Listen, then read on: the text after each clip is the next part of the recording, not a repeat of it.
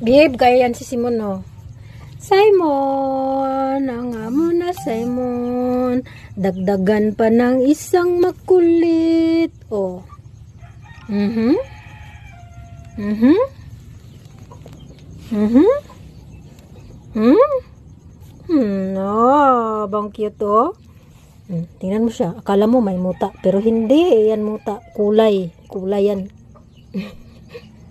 Akala mo may muta. Wala naman ang muta yun ang amo palangga.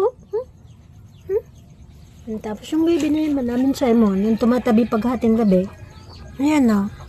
Oh, ayan o. Akala mo hindi gumagala kasi ang linis-linis o. Ha? Ha? Ang linis-linis niyan.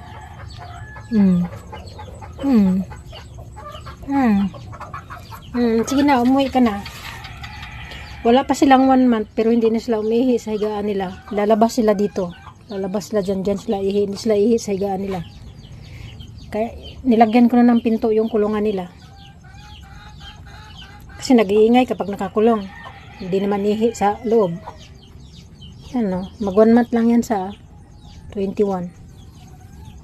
Ang amon si Monmon. Magwa 1 year na yan si Simon sa akin. Yan. April yata yan. Dumating dito sa amin.